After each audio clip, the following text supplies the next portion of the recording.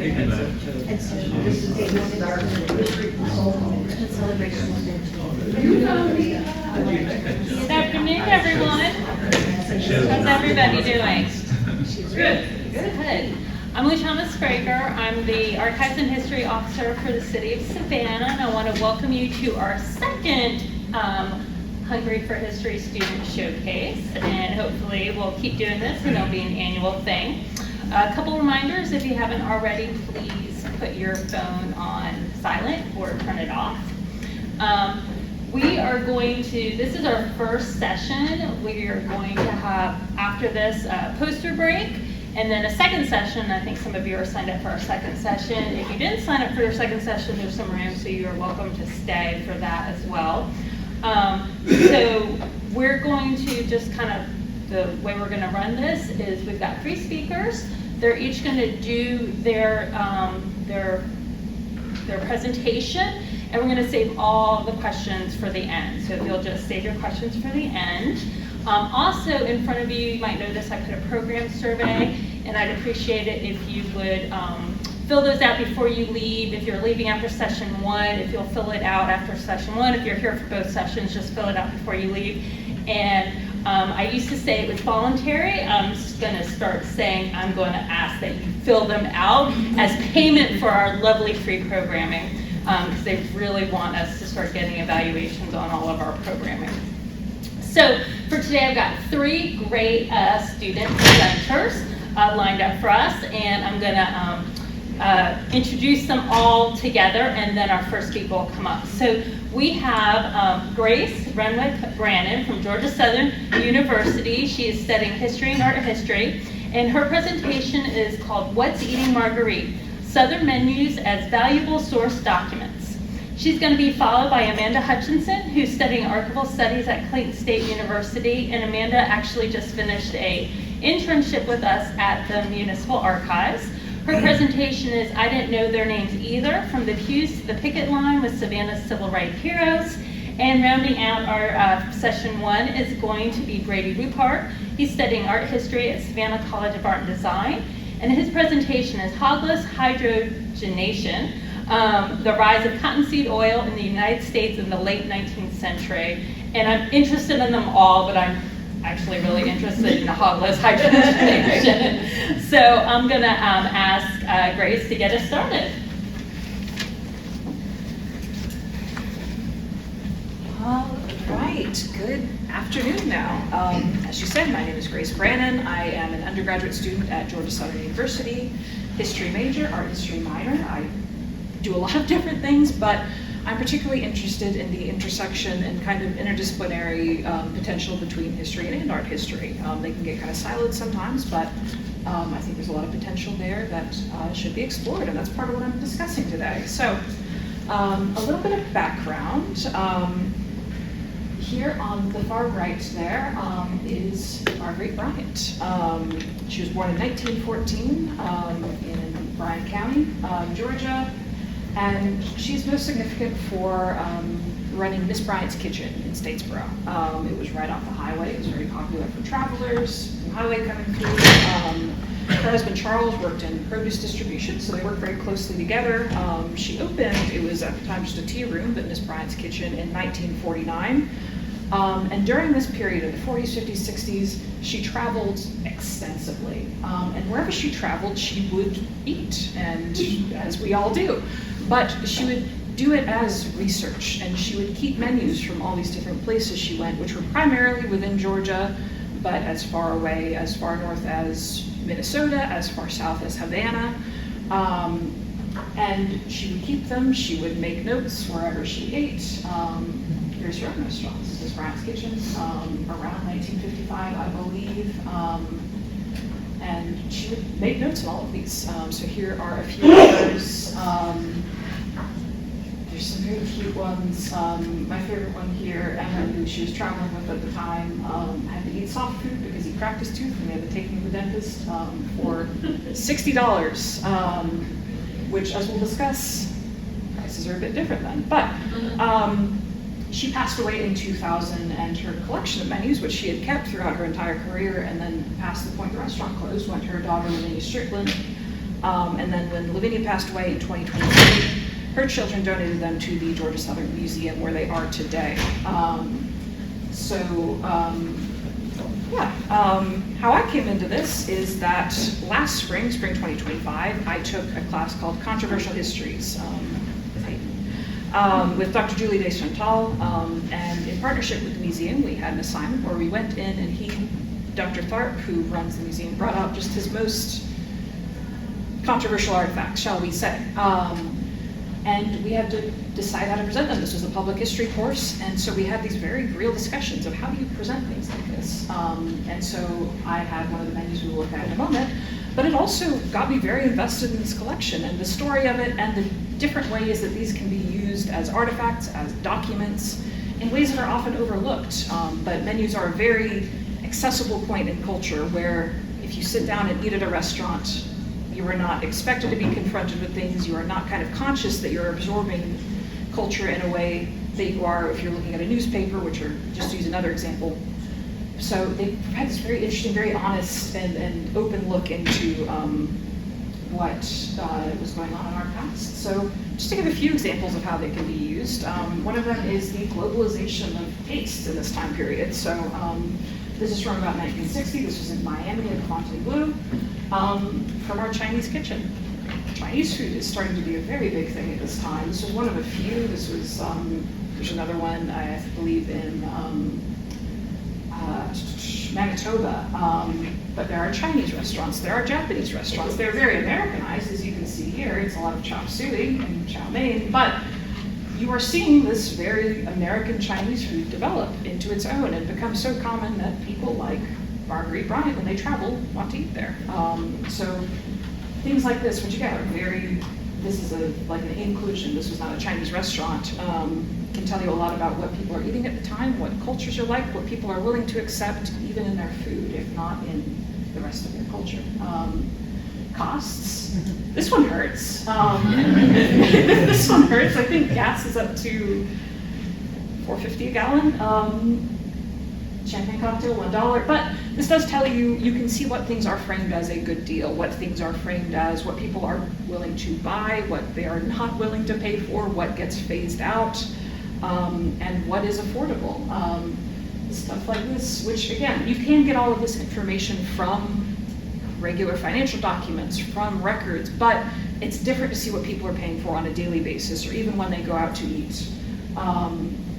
This is at the Comic Hilton in Chicago, so stepping outside the South for a minute, but stuff, you can still get this, and again, get very locally, very regionally. Sometimes she would mark, this isn't the case for all archives, but she would mark, oh, this went up in price, this went down in price, especially over wartime, as a lot of this covered. Very interesting to see how things change dynamically over time, different places, and again, on a scale that people are dealing with every day. The main thing that I dealt with, and the reason that it showed up in this controversial histories class, is race and culture. This one is a bit difficult to see, but this is from Rich's Lunch Counter in Atlanta, the mall. This is a illustration of the slave market in Louisville. There's a little, these were intended to be collector documents, which we'll talk about more in a second, but this was part of a collection showing different sites around the state of Georgia, one of which was Louisville Slave Market, which undoubtedly is a historical location. But it really demonstrates, and again, this is all stuff we're aware of. We're aware of segregated lunch counters. We are aware of the hostility towards African Americans, but the hostility down to, if you look at the menu, you are going to be reminded of this. You're either going to be reminded of it and reassured by it if you are a certain kind of white patron, or you're going to be reminded of it, you're going to be shown it and reminded of what everybody else in this establishment may think of you. So this is just one example. Again, this is from Atlanta, I think around 1960.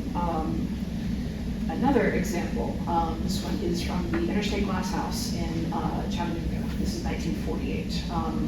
A lot of these, and note on the dates, some of them would have like daily inserts saying, you know, specials for today, July 15th, 1948. Some of them online, people obviously collect these and have more information on them, and I can kind of triangulate, okay, this is between 1960 and 1961. This is one of the cases where there is a specific date. And you can see there on this caricature's dress, she's written, this is 150 on the day. This is, I would say, the most common and most direct form of racism you see in these documents. It's, again, creating a hostile space, but also promoting an ideology, a very obvious ideology, and it's something that shows through to bring in the art historical aspect and the formal elements. It's not just the context of this is a racist establishment in a very hostile time in the South, not in the subject matter, this is a very racial caricature, but in the way it is depicted in this kind of old Southern style with the kind of, you can see the text there with the interstate glass house. It's meant to evoke a specific time period and a specific place. So you have all of these elements coming together, but rarely do you see them examined in such a way where, again, all of it comes together to support this lost cause ideology, not just the subject matter, not just the time and the place it was in, but even the way it is drawn, the way the text is written, all of it is meant to evoke this time and place. An interesting example of it, so the one on the right is the one that we have in our collections. This was in Atlanta up until, I believe this place closed in 1973. But this is an interesting case where you can see it change over time. This one was in 1951. We have both of these in the collection, actually. The one on the right was in 1960. The one on the left, the branding, the name is obviously still meant to evoke that, but you have the dogwoods, you have a bit of the Old South. It's a lot subtler. As we move into a time in Atlanta where things are more contentious, people are more desperate to kind of entrench this lost cause ideology, this racism, they start to get a lot more direct with it. And again, those formal elements, the wood texture, the plantation, the slave shack, all of these things come together in a very intentional way to show who is welcome here, who is not welcome here. And just as a note on that, this was a segregated establishment. There was a note in, I forget who, there was a version, I believe, of the Green Book or a regional equivalent to it where this erroneously was listed as a safe place to eat. It was not. Women got chased out of it. So it's, again, showing at every part of the establishment down to the menu, who is welcome, what our ideology is. But as a menu, you're not necessarily looking directly at it, you're not examining it, it's just, you're just absorbing it passively. So this is an interesting example of that as well. A very specific and kind of bizarre way this manifests is from the Sapphire Room to the Old DeSoto. They had, when they put the memorial bridge that goes over the river, the Eugene Talmadge Memorial Bridge, famous segregationists, they were so proud of it that they put it on the back of the menu. I don't exactly know why. It's not something you see anymore, and in general, this stuff isn't, we do not have the same culture. We do not have this kind of idea of menus as art objects or even as cultural objects so much anymore. Some of these would have, like, if you want this menu to be sent, if you were traveling and want this menu to be sent back to you, they would have a form like on the back of it, like put in your address, we'll send it to you. I suspect that's how she got a lot of these as she was traveling. So we don't see this as much anymore. We definitely don't see this as much anymore. But again, at every level of, this would be recent history, not meant to evoke a past, but meant to memorialize a very recent past. So interesting stuff like that. Other examples, while we don't have, like, for example, the Mammy Shanty that was custom made for that restaurant that did not exist anywhere else, but a lot of these were ordered for places, especially for special events. There were firms that would design and just mass produce them. You could buy them for your own restaurant. This is an example of that. Thanksgiving menu made for Miss Bryant's kitchen. It was just like a sample that she was looking through and kept. Same thing here, meant to promote a very specific idea of a very, a relatively distant past. But these would get made and bought and shipped all over the country potentially. So you have these ideas that are not just localized as well. I focused on the South because that's most of where she traveled, that's where I am, that's where we are. But this was a national thing, especially with stuff like this where, again, it's its own kind of lost cause ideology where we are presenting a very specific sanitized version of history. Again, as simple as, let's go out to dinner on Thanksgiving and you're absorbing these ideas. Yes, just to talk a little bit more again about, this idea of menus as kind of unexamined spaces. I think they're very worth looking at. We have our collection at Georgia Southern, but the New York Public Library has a similar case of a woman who just collected them. She made it her life's mission. There were hundreds and hundreds and hundreds of them. They've been recently digitized and indexed. They're searchable, which is fabulous. And all of these are localized down here. Most of those are localized in New York. But I highly recommend looking at them if you're researching a specific time and place to see if there are these options in your local archive or again in a digitized archive, because they do show you this very kind of commercialized but also unfiltered. What is the least challenging thing people expect to see when they sit down to eat? It is very revealing, and it can tell you a lot about the time and the place that you're studying. Even if you're not specifically studying food like I was, or culture like I was, it's still, I think, a very interesting opportunity for us to examine these ideas. Thank you.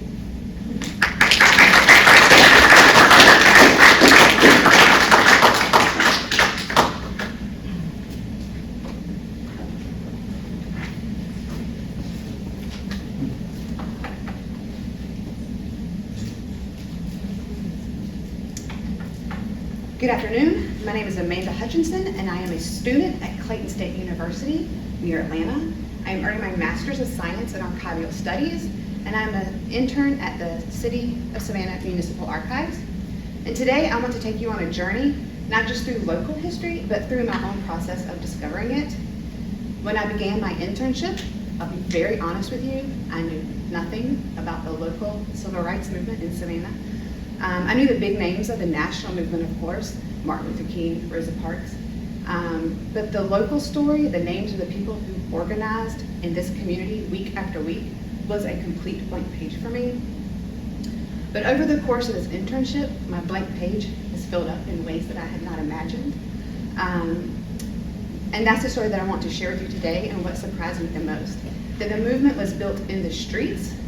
It was not just built in the streets, but it was also built in the pews, and that it was not just built by men, but by remarkable local women whose stories deserve to be told.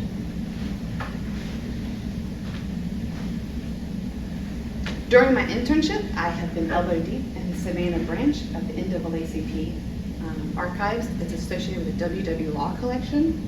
The NAACP is a national association for the advancement of colored people, and it was founded in 1909 to dismantle racial inequality in politics and education. And from the very beginning, it was an organization that believed in fighting back, not through violent resistance, but through the law, through the press, and through organized and collective action. In 1917, the Savannah branch was founded. However, membership began to decrease and the chapter became inactive until 1942, when Reverend Ralph Mark Gilbert revived the chapter and became its president.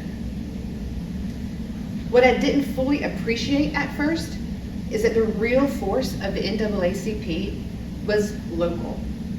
It was the chapters, it was the people in Savannah, in Albany, in Atlanta, meeting every week, registering voters, showing up at City Hall, risking their livelihoods and their safety, and that's the story that I want to tell you today.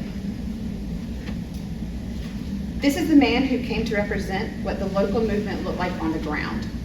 Wesley Wallace Law, or W.W. Law, was born in Savannah in 1923.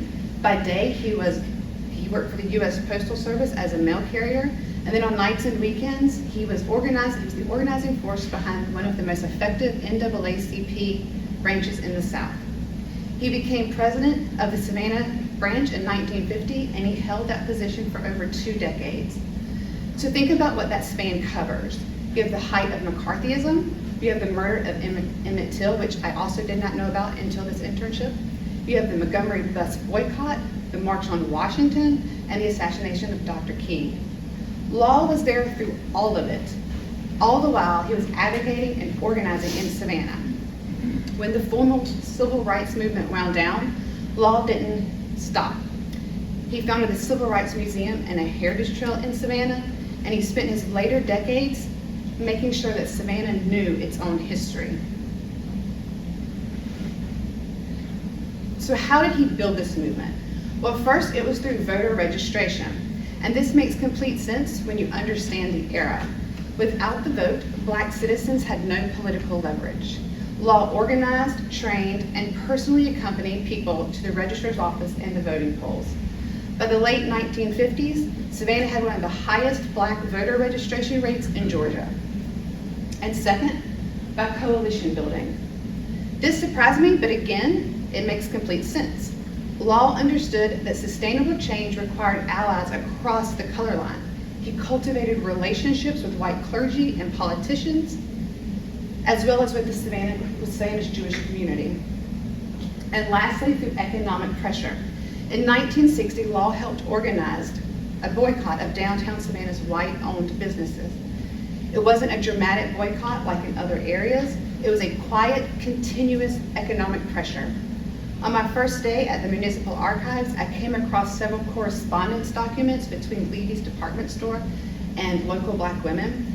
Levy's was questioning these women on why they had not used their charge accounts.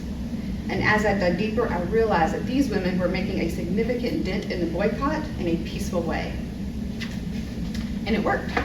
By 1963, Savannah's public spaces have been desegregated through non-violent measures.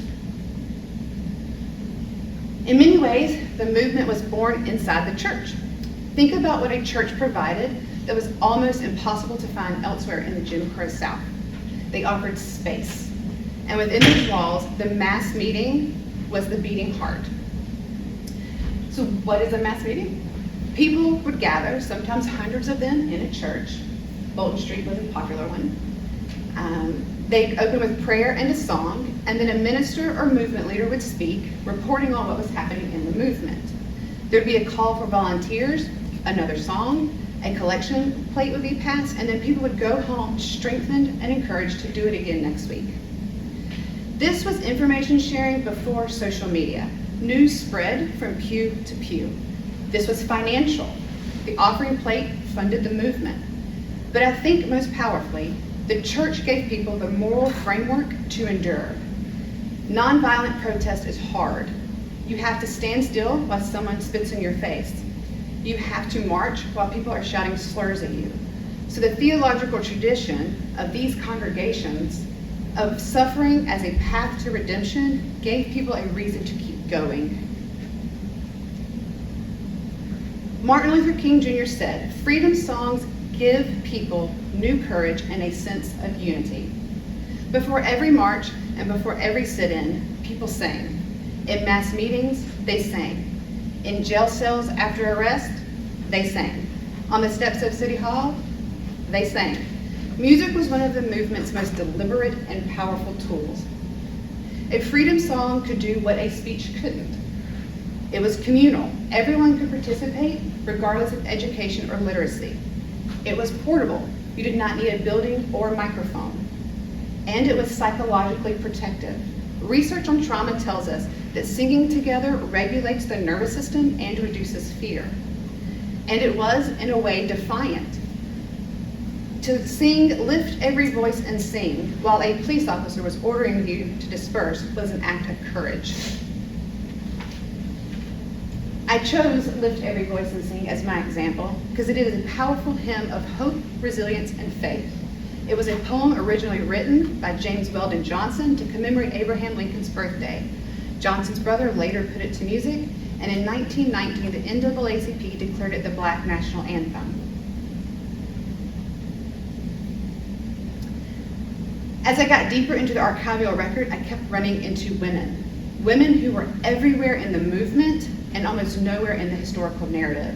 Women who were essentially refusing to be silent. I want to introduce you to three. In 1960, Carolyn Coleman was one of 3 high school students who entered a local segregated diner, the Azalea Room, and sat at the counter to order lunch. Not only were they denied service, but they were also arrested. This event sparked the boycott of the white establishments on Broughton Street that eventually led to the desegregation of Savannah. While this moment ignited Carolyn's lifelong activism, I would like to point out that she focused on something that I think gets overlooked, the next generation. She understood that voter registration in 1960 was one thing, but what happens when the voters age out? She invested in the youth. She brought the young people into the movement's civic infrastructure through ballot buses, voter registration, marches in Washington, and sheer determination. Moselle Clemens served as a secretary of the Savannah NAACP branch. She was also the first vice president of the branch and started the chapter's Freedom Fund dinner. In many ways, she was the reason that the branch functioned as a professional organization rather than an informal gathering. Her fingerprints are everywhere. While Ruby Hurley is not from the Savannah area, she regularly corresponded with WW Law about NAACP and civil rights matters. Ruby Hurley, to me, is one of the most extraordinary, and underknown figures in the entire civil rights movement. She had a strong NAACP career, but what affected me was when I read about her act of bravery in 1955. After Emmett Till was murdered in Mississippi, Ruby went undercover to investigate. She disguised herself as a cotton picker and went to Mississippi to find witnesses, gather evidence, and document what had happened. The danger she faced as a black woman in Mississippi investigating a lynching is almost impossible to overstate, but she did it anyway. She was also threatened on numerous occasions by acts of violence, yet she kept on. These women weren't just supporting a movement, they were building it.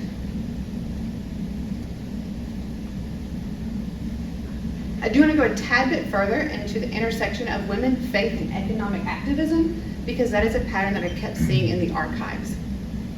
To make a boycott work, you need daily persuasion. You need someone to knock on your neighbor's door and say, please do not shop on Broughton Street this week. You need someone to organize an alternative for these women so that they don't have to cross the picket line. And that is invisible work that was overwhelmingly done by women. At the same time, their church roles gave them both organizational capacity and moral authority. A deaconess or a choir leader had credibility in the community, and people listened to them. The church and the movement weren't separate things for these women. They were one continuous act of faith. So I want to end with, what do archives reveal? First, absence itself is evidence. The gaps in the archive are not neutral, and they reflect the biases of whoever was doing the recording. When you're researching history, think about who isn't in the records and then ask yourself why. That will deepen your appreciation for preservation and for a story told using every voice. Second, local history is national history.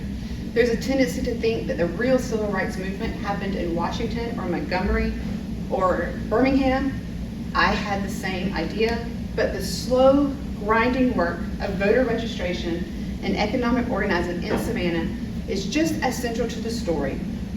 There are hundreds of Savannahs, and every one of them had a WW Law and remarkable women, and most of their stories have never been told.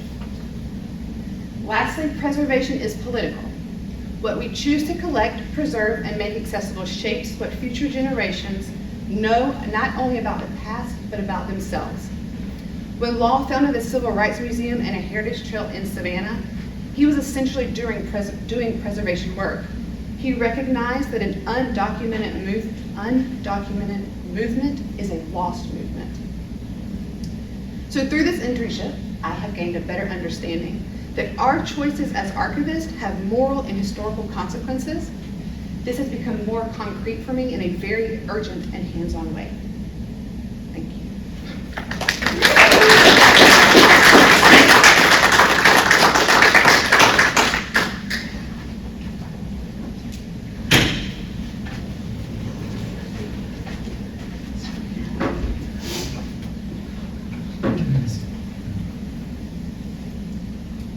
All right, good afternoon, everybody. My name is Brady Rupard. I am currently a senior undergrad at SCAD, Savannah College of Art and Design, right here in Savannah. Yes, ma'am. So for those who didn't catch, hi, my name is Brady Rupard. I am a senior at SCAD. I'm an undergraduate in art history. And I actually graduate in a couple weeks, so that's exciting. Yay, thank you. And outside of SCAD, I also work a lot with the historic Green Meldrum House here in Savannah on Madison Square. So that's kind of how we got into this topic and this history of cottonseed oil, which I know a lot of people see and they might kind of raise a few eyebrows, but it's actually a very interesting and interwoven history. So with that being said, let's get started. All right, so to understand the history of cottonseed oil, we must of course understand the history of cotton in the South, which is invariably linked to Savannah because, as many of us know, in 1792, Eli Whitney patents his infamous cotton gin during his tenure here in Savannah at Mulberry Grove Plantation. And what this does is it mechanized the laborious processing of cotton, and it does this by separating the fibers of the cotton from the seeds themselves. They're large seeds that, to me, that would look like pumpkin seeds, and it would made it very hard. And basically, it was seen, cotton as a whole was not seen as a sustainable form of agriculture before then. It was too laborious, took up too much time. But the cotton gin revolutionizes the agriculture and harvesting of cotton, and with this, we also see the increase of plantation agriculture across the South, which was built by and off the labor of forced enslaved peoples here in the American South. And so during the antebellum period, cottonseed was actually seen as a nuisance. It was not seen as valuable. It had no inherent use, really. It was actually in 1857, Mississippi, like other states, published a code in their legislation which regulated the disposal and removal of cotton seeds. It said that you could not put them in any water source that was used for public consumption or use, and you could not bury them or dispose of them within a half a mile of a city or town radius. Excuse me. So how do we go from, oh my gosh, get these away from me, you know, invaluable trash, how do we get to cottonseed oil and its harvesting? Well, in 1857, the same year, a man from Cincinnati, an inventor named William Fee, actually invents a machine that separates the hard outer hull of the cottonseed from the kernel. And these kernels, much like with peanut oil or olive oil, could be crushed and the oil extracted. Now, this oil, however, was highly, highly undesirable. It was dark, murky, very pungent, off-putting smell. Not what you're thinking, okay, I'm gonna bake a pie, let me use that. No. And actually, cottonseed oil had been experimented with outside of the food and foodways kind of culture. Up north, actually, many inventors and chemists had actually experimented with it, and they had developed using it as sort of like a lamp oil or a lubricant for machinery, but again, not food, not something you want to be eating.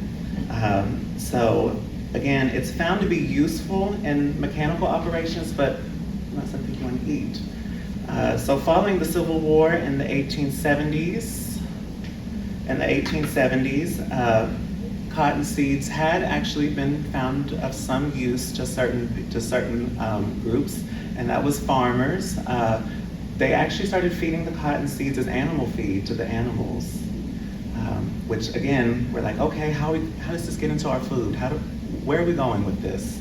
Well, before we get too much further into this, you have to understand the process of hydrogenation, which is quite literally the mixing of hydrogen gas into an oil.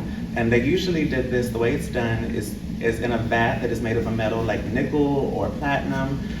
You mix the hydrogen with the oil, and what the metal does is it acts as a catalyst, and it facilitates this hydrogenation, or what it does is it solidifies it, like Crisco, or like shortening, solid shortening. And so by 1887, planters and businessmen saw the business potential created by by cottonseed oil. And in fact, the Southern Cotton Oil Company was created in 1887. No, not here in Savannah, not in Georgia, not in New Orleans, but in New Jersey. So that ties in to our famed house here in Savannah, the Green Meldrum House. But before that, I did want to show this wonderful image from the Georgia Historical Society. This is actually a cottonseed mill, here in Georgia. This kind of shows you that, okay, so originally, only people up north really saw the value of cottonseed, but we see that after the Civil War, and we see the diversification and the renewed interest in cottonseeds, we see that here in the South, people are finding it of some use and some value. And it is important to note, obviously, that on these plantations across the South, sharecropping had become the practice as a way of tying the formerly enslaved peoples to the land, both physically and economically, and many of these sharecroppers would go on to work in the mills processing cottonseed throughout the South. Now, to the Green Meldrum House. Again, I know many of us think of the Green Meldrum House, we think of Sherman, the man that marched from Atlanta to Savannah. This is where he stayed during his roughly 2-month tenure here in Savannah. This is where his headquarters were. So how does it relate to cottonseed oil?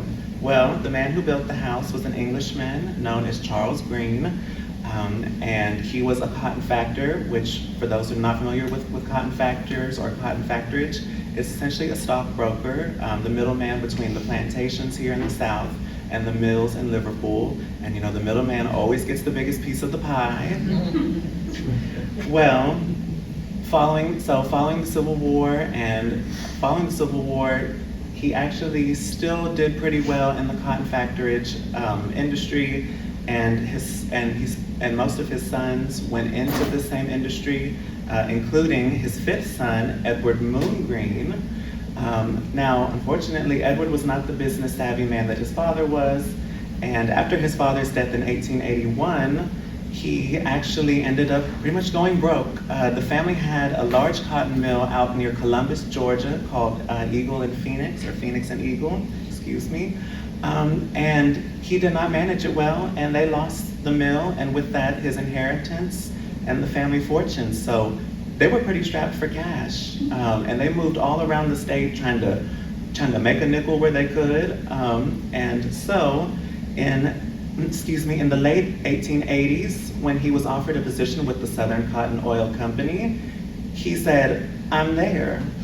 And so what this position entailed was that they wanted Edward to go over to France, to Le Havre, and to manage the warehouses in the port of cotton coming into France, because the Southern Cottonseed Oil Company not only had offices in New York, New Orleans, and Savannah, but also international offices in London and Paris. So Edward packs up his family, sells the house to the Meldrums, and hightails it over to France to work in the warehouses out there, taking in the cotton shipments.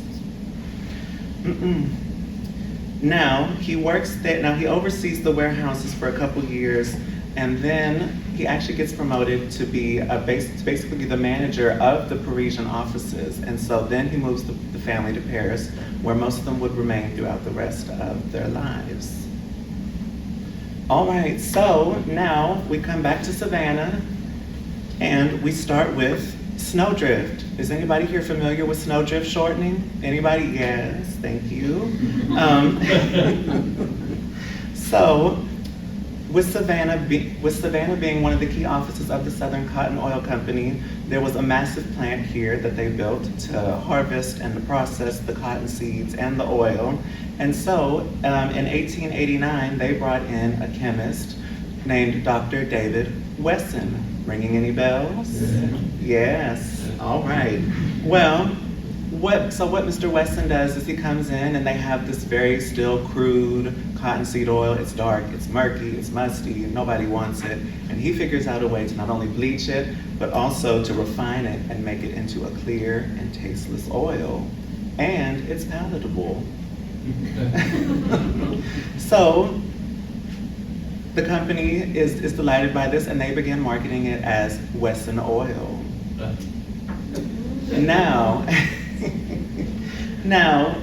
we go back to the practice of hydrogenation, which was perfected by the German chemist Wilhelm Norman, and And so they took Weston's oil and they hydrogenated it and they made it into a solid white shortening known as Snowdrift. And it was initially marketed as Hogless lard. I know, that's kind of an oxymoron, Hogless lard. However, we do have to remember the time period in which this is all happening. This is the Gilded Age, this is the late 19th century, early 20th century, and we have seen the industrialization of food production in the United States. And as we know, it was not as regulated as it is today, and some people will still say it's not that regulated. But you have these books like Clarence, or like Upton Sinclair's The Jungle coming out, talking about, oh my gosh, what do you mean there's people falling into vats of meat and lard and people finding, you know, somebody's pinky in a thing of lard? What? Why? No. Excuse me. So they market it as Hogless lard, and there's no animal fat. There's no meat production in it. There's no industrialized, scary, oh my gosh, you know, what is this really pig lard? It's a safe alternative. And actually, really interestingly, the first market and first kind of food culture to really embrace this vegetable-based shortening was the kosher food, was kosher foods, because it was kosher. There was no animal fats, so it could be used in all their dishes without any worry or of contamination. And back to this monumental factory here in Savannah that's producing Snowdrift and Wesson oil. We are actually not too far from where it was. Now, it was really difficult to pinpoint an exact area of where the plant was, but going through historic newspapers, we were able to find references to it saying that it was near the Savannah Waterworks, which is by the present day in Market Arena. So we are quite literally just down the road from history. So I think that's pretty cool, especially the venue that we're in today. We're not even 10 minutes away. So, all right. Now, what is the lasting legacy of cottonseed oil and Wesson and all of this hydrogenated oil? Well, Sundrift, while it was very popular, it could not compete with another Georgia-born company, crystallized cottonseed oil. And I know many of you are going, what is that? But you probably know it better by its acronym, Crisco. Yes. So the Macon-born company was produced by Procter & Gamble, and it came to be the main shortening that was used across America. And so Snowdrift in the 1960s eventually was discontinued when Wesson Oil, which overtook the Southern Cottonseed Oil Company, they became their own company with Wesson, was overtaken by Wesson, and then in 1960 the companies merged with Hunt's Food, the people that make all the tomatoes, and the product was discontinued in the 1960s. However, we still see on our shelves today Wesson oil, and it's used for a variety of things, everything from baking to frying to stir frying to salad dressings, and it's important to remember that all these products were marketed in a way that directly impacted the consumer and their conscience, because what they eventually marketed as it was digestible and it was healthier, and when you baked a cake it came out fluffier, when you made a pie it came out flakier, when you fried anything it came out crispier. So, and again, it's digestible, which is basically code word for it's healthy. Now, we know today that cottonseed oil and hydrogenated fats like that are not inherently good for our health. And in fact, cottonseed oil was discontinued in all products across both Wesson and Crisco by the early 2000s. So now it's mainly soybean, corn, peanut, and canola. But I think it's really fascinating to know that as you walk down the aisles of the grocery store, that you can look over and you can see and know that generations of Americans have and will continue to eat of food products that have their origin right here in Savannah. So, yes, thank you so much.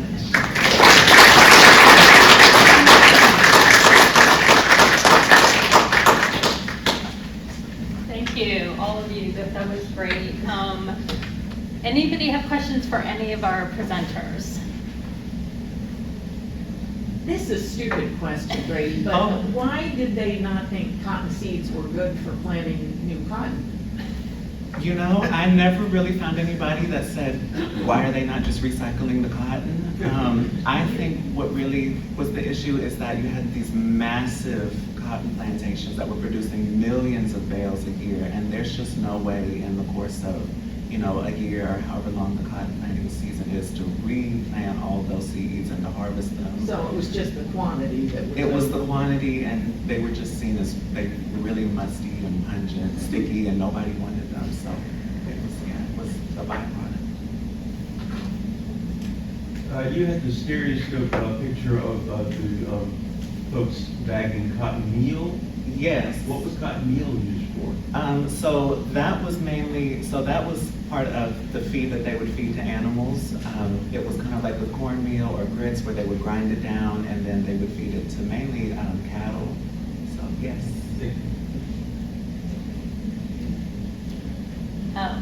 Well, I'm gonna make a comment about everybody's presentation. So for Grace, like the menus are fascinating. We got a really cool collection of DeSoto menus, and we kind of looked at, I think Kelly worked on it, and looked at it through a totally different lens almost. So I think menus just can be just blowing things up. So I think that was really cool. I think Amanda has, I've cried at collections too, so I think you are now an archivist. And I loved how you that last slide where like preservation is, those are choices we're making as archivists, and so you're going to get me choked up. And then Brady, you taught me something I didn't know. I didn't know Weston has history in Savannah and all of this. So I mean, like that's great. I'm really excited to learn more about that. So anybody else have any comments or yeah? For Grace, you talked, it was Miss Bryant, correct? Yeah. How did her restaurant end up? Like, what's the story after the period that you're looking at, if you were able to figure it out? I believe Charles, her husband, passed away in the mid-'80s, and I believe at that point, she closed it. She had passed away for another 20 years after that, I believe. And yeah, it just it was a time when a lot of restaurants were coming up, going this interstate travel. And as that started to not decline, but kind of settle, it just became less profitable. So I forget exactly where it is. It's not there now anymore. And then, she passed away in 2000, and then her daughter, Whitney, passed away in 2023. I'd love to learn more about it. I focused more on her collection, but she had a really fascinating life as well. She was a very interesting person. I believe the Statesboro or the Bullitt County Historical Society put out a video on Miss Bryant's, because people, and it is interesting to look through like on Facebook or on where they had posted this, people have very fond memories of it. Like it was a very popular location. So yeah, she stepped away at that point, but I don't know anything further than that. Okay, well let me say what's happening next. We're gonna take a break, get our posters set up. My glasses on. So we're gonna have a half-hour poster break. We've got 3 poster presenters that are setting up. We have Angel Lockett with Georgia Southern University studying history. Her poster is Still the Exception, Black Women in Chatham County's Convict Labor System, 1866 to 1909. We have Samantha Stewart with SCAD studying art history. Her poster is Designing ADA Plus Museums. And then we have Brick Mullenkamp from Savannah Technical College and studying historic preservation. One of Savannah's oldest homes is not in the landmark historic district, the remarkable Juilliard Maurepas House, a Creole cottage built in 1799 in the Thomas Square neighborhood. And Brooks is already up, so we can start with hers if you want, while we get the other 2 students' posters up.